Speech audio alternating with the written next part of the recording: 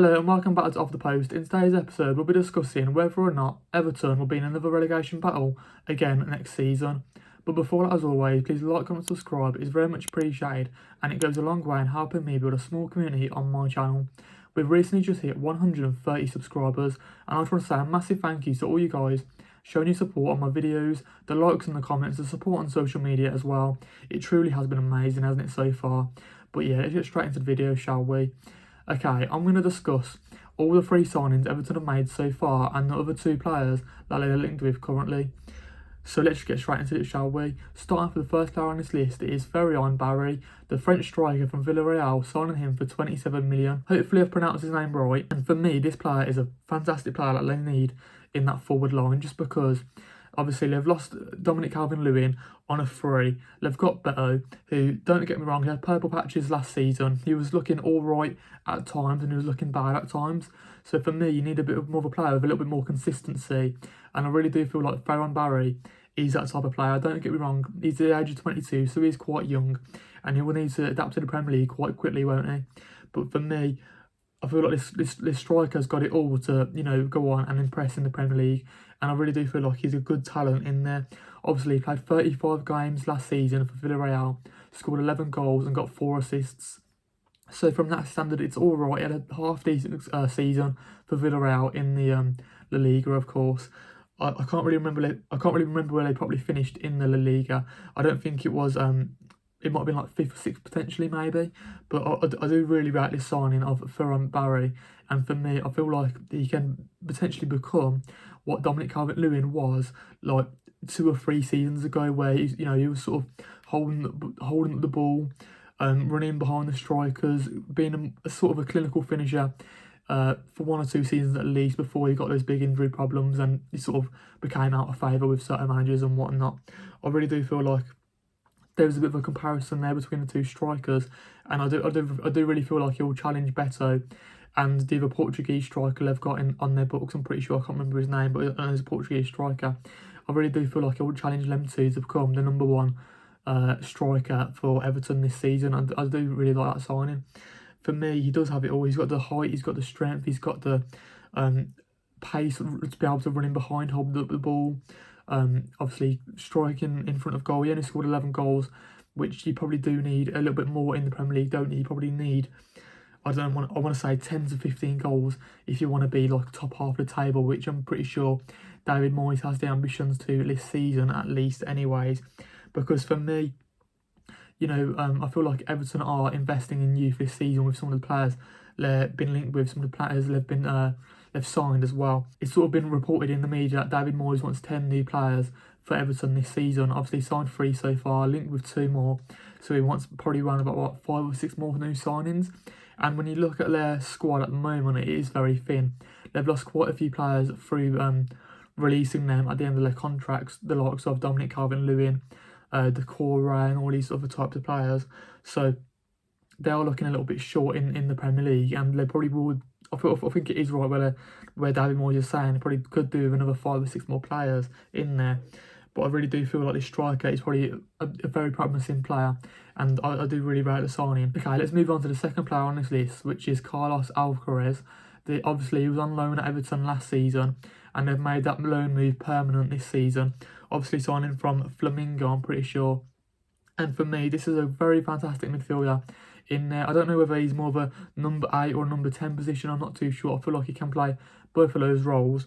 And for me, he was quite exciting last season. I'm pretty sure he only scored, like, I want to say 3 goals and got 2 assists. So he only made 5 goal contributions in total, which in theory, you probably doing a little bit more from a midfielder in that sort of key area of the midfield, attacking midfield position. And for me, whether or not he can sort of line up next to a James Garner in midfield, next to a Idrissa Gueye or a Tim Ibrahimovic, definitely butchered that name. If he can either link up with them in the midfield, playing like a double pivot, or if he can play further forward, I'm not too sure. It has been reported that Everton also are looking very interested in Jack Grealish, maybe. So that might mean if he comes through the door, Carlos Alcaraz might have to drop deep into that double pivot and play with one of the CDMs in there. We just don't know. But either way, he did look promising last season. And I do really like this signing. I'm looking forward to this, seeing how he gets on in the Premier League again in next season. We'll have to wait and see. I feel like obviously losing Decore is a big miss for them next season, because he provided that strength in midfield. He provided the defensive ability, the attacking ability. He was a bit of an all-rounder, Decore. He was a very steady player in the Premier League, wasn't he, Decore? And I feel like you are sort of missing that, and that's sort of what Everton need to sort of replace going forward when they're looking for those 5 or 6 new players that David Moyes wants to sign after these other 3 they've already signed. Sorry. So for me, it's a bit of a tricky one. I don't know if Carlos Alcaraz sort of provides that height in midfield. I don't know if he provides that defensive ability. I don't think he does. So for me, even though they've already got 3 CDMs in there, they're all good players in their own right. But again, are they a little bit too lightweight for that Premier League midfield? I just don't know. Do they need a little bit more defensive steel in there, a little bit more, tackling ability, recovering ability, all that type of stuff? I just don't know if these 3 players are established enough, because don't get me wrong, Idrissa Gueye, he's got a wealth of experience in the Premier League. He's played in the Premier League for so many years, but he's getting on a bit now. And James Garner and the Tim in Bruyne, don't get me wrong, they've had a few seasons in the Premier League as well, but I just don't know if they're good enough to take Everton to the next level, to make them a top half table team. I just don't know. But okay, let's move on now to the third signing they've made, and they've signed Mark Travers from Bournemouth, obviously the Irish goalkeeper, for 4.5 million. And now for me, I think he'll just be a backup, won't he, for Pickford? It's a good backup in there, because they did need somebody else to be on the bench and whatnot, to sort of challenge Pickford for those cup competitions, whether that's the FA Cup, Carabao Cup, all these different types of competitions.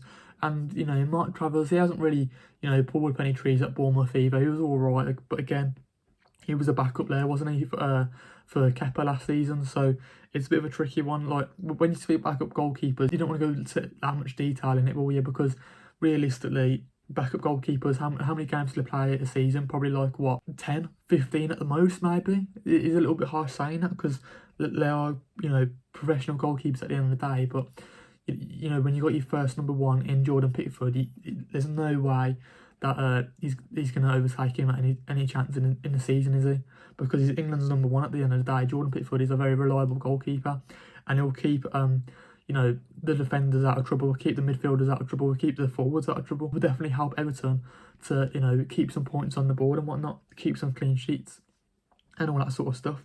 Mark Travers, don't get me wrong, he does provide some good goalkeeping ability. He's a very decent stop shot at the ball. I don't know how good he is distribution wise. Obviously, a lot of teams want to play at the back now, and I'm pretty sure David Moyes would like to do the same thing as well. But I just don't know whether Mark Travers is probably best suited to that role. I'm not too sure whether or not he is. We'll have to wait and see.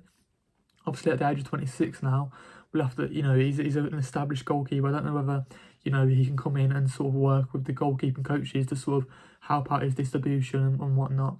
But we'll have to just see how he gets on. I don't know how much, I don't think he'll be getting that much game time, to be completely honest with you. But anyways, let's move over now to the other 2 players that Everton have been linked with. And it's been confirmed that Everton have made a bid for Bayern Munich left-back Adam Asnu. Hopefully I've said that right, the Moroccan left-back. He's obviously a young left-back, obviously breaking through the Barcelona Academy in 2022, and then got his move to Bayern Munich, and he's made 4 appearances for Bayern Munich so far. So he is a very young defender. I don't know whether this Moroccan left-back will get enough game time at Bayern Munich, just because he's only had 4 appearances last season, and when you've got other players ahead of you in that sort of position, I just don't know whether he will obviously play that much. And obviously getting his move to Everton now, it could be very interesting, because he will definitely get a lot more game time. Obviously he will be a backup to the Ukrainian left back, what's his name, Milikovic, hopefully I said this right, I'm not too sure. Again, I'm so bad at pronouncing people's names, but he'll obviously be a backup to him, but they will definitely get more game time in the cup competitions again, whether that's the FA Cup, the Carabao Cup, all these different competitions. So we'll have to wait and see how the Moroccan international gets on. He'll probably have a few more games, and I reckon he will probably be a decent left back in the Premier League after a few more seasons. Again, they're reinvesting in youth, and that's the sort of position that Everton need to go down, don't they? Because they've got a few older players on their books now, and they sort of need to bring their overall age down of their squad down. You know what I mean? And when you reinvest in youth, obviously there's definitely a profit to be made in the future. Give it 2 or 3 seasons, and then maybe this Moroccan left back might sign in for like what 20-30 million. You never know. Okay, let's move over to the last player I linked with, and for me this is the most exciting player on this list because Everton are currently in advanced talks to sign Malik Fofana from Lyon in the La Liga in the French league. For me, when you talk about Malik Fofana, he's a very interesting winger, a right winger I'm pretty sure. For me, because he's very exciting. Obviously, he scored 5 goals and got 4 assists in 29 appearances for Lyon last season in the League One, in the French league. And for me, he's so exciting because he's got the pace, he's got the dribbling ability, he can, obviously score a few goals, get assists as well. But he probably should be getting a few more than 5 goals and 4 assists. He probably should be getting a few more. But this is the first season or second season where he's breaking through and really making a name for himself in League One, in the French league. And for me, I really do feel like Everton are signing a real good talent here because, especially when you think about that right winger position for Everton, they really do need someone in that starting position. Obviously, they had the likes of Jack Harrison last season on loan from Leeds United, but obviously they haven't signed him permanently. So they need somebody in there to sort of, take that mantle on, if you like, and sort of become that main starter on that right winger position for me. And I really do feel like Malik Fofana can suit that role to the ground. He can hit the ground running, I'm pretty sure, because when you've got the likes of Ndoye on the other side, potentially a Jack Grealish if he potentially gets linked or signed to the club on loan. But again, he's got massive wages, so I don't think that, I feel like it's really unrealistic getting Jack Grealish because he's on like reported it's on like 300k a week. We don't know how much, we don't know if that's true or not. But if it is, I just don't know if Everton can get out of the line. But even if you've got like the likes of what's his name, Carlos Alcaraz in there, you've got Ndoye in there, you've got Fofana on the right wing. Those 3, obviously behind the likes of a Beto or a Barry, but I do really feel like that'd be a very good front 4 for Everton. I really do think that. I don't know whether or not they'll finish in the top half, but I can pretty much guarantee you by saying this, I don't think they're going to be in a relegation battle this season. I just don't think they are going to be. I think the highest they'll probably finish could be like I could see them finishing like 11th or 12th. I think that's the highest Everton could finish. I think the lowest they could probably finish is maybe like a 14th, 15th. I really do believe that. When you think about some of these signings, they are very exciting, but they are very young as well at the same time. So don't write them off straight away. Give them that time, give them that freedom, give them that bedding in period. But at the same time, Everton have sort of had a difficult time in the Premier League where at the beginning of the opening season, right, they would either lose games, draw games, they wouldn't get enough points on the board, and then they'd sort of have to wait to the second half of the season to sort of come back and sort of find their form and find their feet in the Premier League and sort of get out of that relegation battle if you like. So hopefully this season with the new stadium as well, hopefully the fans can get on board and sort of roll them on to get some good points early on in the season to sort of make them more of a stable team in the Premier League again like they used to back in the day under David Moyes, because obviously David Moyes was so impressive last season. Well, Everton was so impressive last season under David Moyes, weren't they? And I really do feel like this is the era where David Moyes can get Everton back to their best. I really do believe that he's a fantastic manager for those sort of mid-table teams. Obviously, it didn't really work out for Manchester United, but when he was at Everton back in the day, absolutely fantastic. What he did for West Ham, getting them a Conference League win, a final, getting them a Conference League trophy, was absolutely fantastic. And let's see if David Moyes can do some good stuff.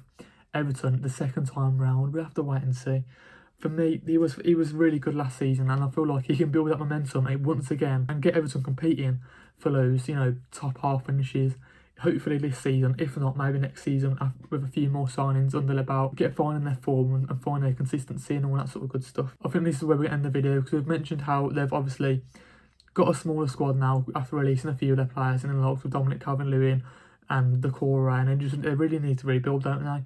And if they can get those like 10 signings over the line, I really do feel like Everton will have an impressive season. Otherwise, it could be a little bit tricky with the squad depth of playing week in, week out when you've got such a small squad. We've seen it with other teams fighting for a lot of relegation battle. But yeah, let's just end with some questions, shall we? Do you think Everton will be in another relegation battle next season? Do you think Everton need 10 more signings in total? Who do you reckon these signings will be. Obviously, they've signed 3 players at the moment. They're linked with 2 other players, and that probably means they need 5 or 6 more players. Who do you think Everton needs to sign? Do they need a CDM? Do they need wingers, another striker? Do they need a 4th centre-back maybe? Because when you think about a centre-back in Michael Keane, Tarkowski and Jared Braithwaite, they probably need a 4th defender in there to sort of have a rotation option. But we'll have to wait and see. Yeah, where do you think the highest place Everton can finish, and where do you think the lowest place Everton can finish next season will be? But yeah, those are all my questions, and that's where I'm going to end the video. Before that, as always, please like, comment, subscribe. It's very much appreciated, and it goes a long way in helping me build a small community on my channel, okay? We've recently just hit 130 subscribers, and I can't believe it. I just want to say a massive thank you to all you guys. Just shout you guys out for showing your support on my videos so far, and I hope you guys have a good rest of your day, and I'll see you guys in the next video. Peace out.